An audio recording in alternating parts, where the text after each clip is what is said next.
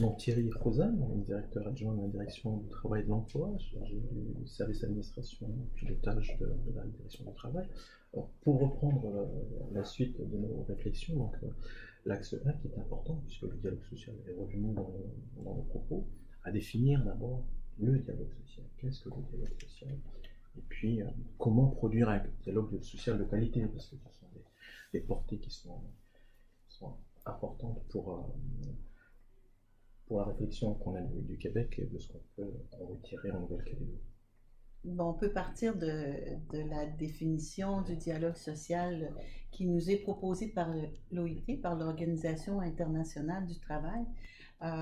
C'est intéressant parce que dans le fond, le dialogue social, c'est quelque chose qui est partie intégrante de nos sociétés démocratiques et comment dans chaque pays ou dans chaque ouais, c'est ça, dans chaque pays, on a créé des institutions pour essayer d'organiser ce dialogue social. Alors le dialogue social, c'est bien le partage d'informations avec les salariés ou leurs représentants, la consultation aussi sur les questions qui concernent les questions sociales, économiques, etc.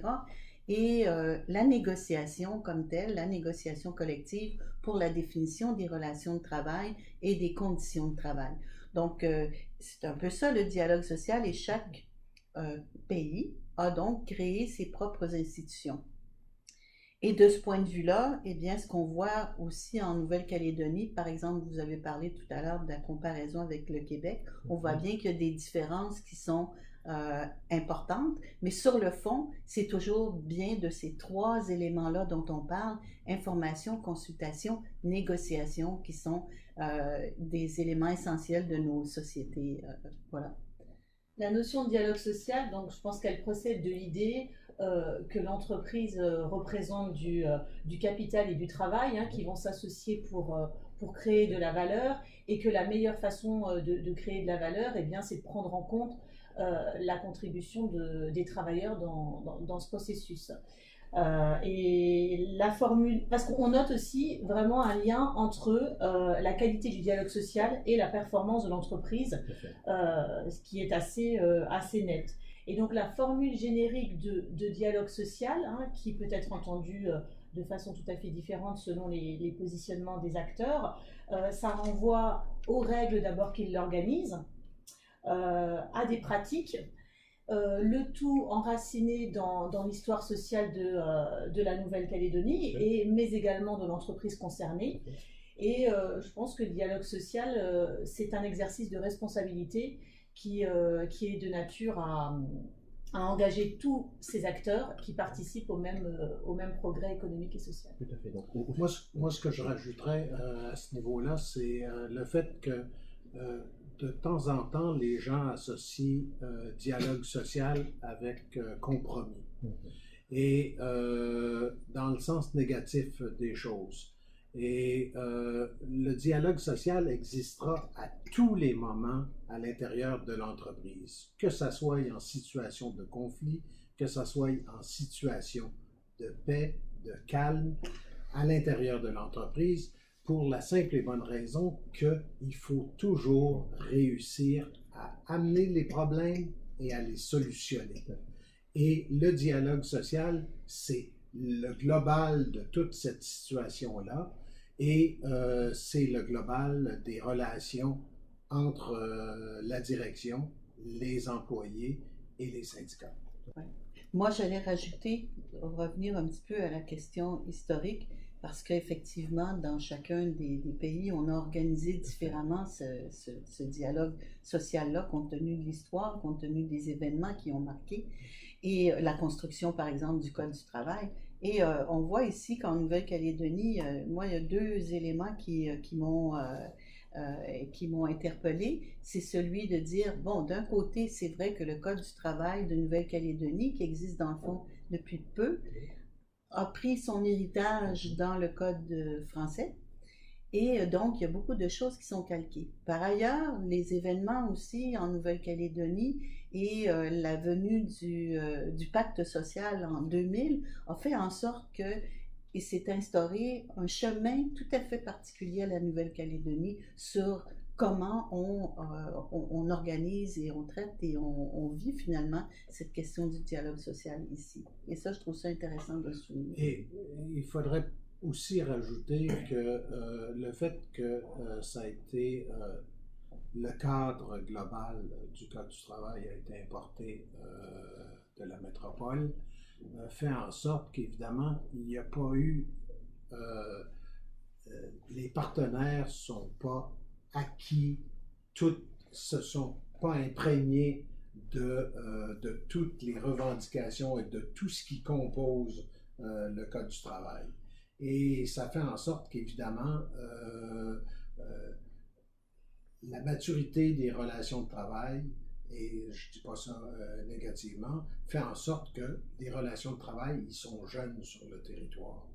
Et ça, il faut en tenir compte dans l'évaluation qu'on fait des échanges entre les partenaires et de comment évoluent les relations de travail. D'où l'importance première de cet espace de parole qu'on connaît en Nouvelle-Calédonie, de la discussion, de la négociation, et peut-être là des zones de convergence, de négociation. Oui, effectivement, donc le service des relations de travail a à peu près une dizaine d'années d'existence, donc comme le soulignait Monique, est venu dans cette dynamique de construction de dialogue social et de créer un espace de parole privilégié et d'accompagnement en fait des partenaires sociaux et des entreprises. Donc c'est vrai qu'il a pris beaucoup d'essor, il a connu des moments avec des conflits très importants. C'est du reste la raison de sa création. Et aujourd'hui, c'est vrai que c'est un outil qui reste relativement très sollicité, je dois dire, et que les partenaires apprécient parce qu'on essaye justement de les accompagner au mieux, d'autant le pays rencontre des difficultés financières aujourd'hui, donc ils sont vraiment dans une dynamique de pouvoir résoudre les difficultés, de discuter avec les entreprises bien en amont. C'est vrai que les relations par rapport à ça ont beaucoup évolué sur ces 10 dernières années. On est beaucoup sur le traitement des pré-conflits, discuter avec l'entreprise et trouver des solutions.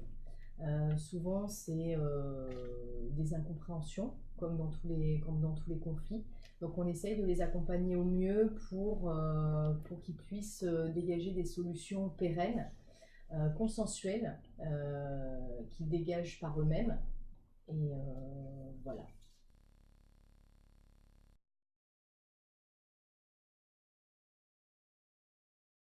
On en vient à la conclusion sur le dialogue social.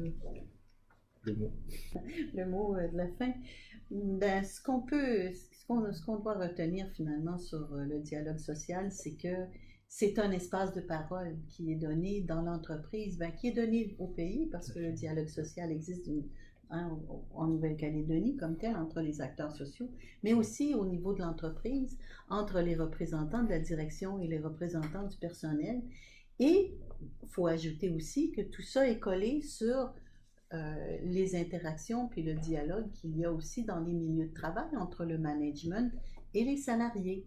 Donc, pour nous, c'est important de rappeler qu'il doit y avoir une cohérence dans tout ça, dans tous ces lieux de parole qui sont si importants, une cohérence et voilà où chacun a son rôle à assumer.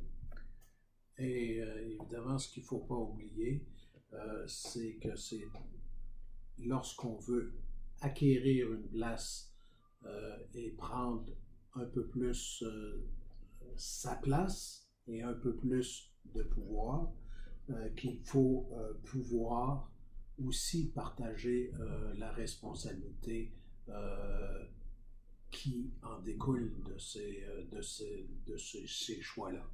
Alors donc, une fois que tu fais ces choix-là, il faut que tu assumes ce qui va avec. Quand on parle de responsabilité finalement au sein du dialogue social dans ces lieux de parole, ben, ça veut dire, pour le salarié en tout cas, la responsabilité de dire les choses, la responsabilité de prendre cette information qui lui est donnée et de pouvoir la transmettre à ses pairs, à ses collègues, de pouvoir s'en servir aussi pour faire avancer les choses. C'est ça de la responsabilité dont on parle. l'employeur va de son côté devoir donner un certain nombre d'informations, organiser les réunions, prendre cette responsabilité-là, mais du côté des délégués du personnel et des DS, des délégués syndicaux, ils ont la responsabilité de traiter cette information-là et de la faire circuler dans l'entreprise pour faire avancer les choses pour le bien commun finalement.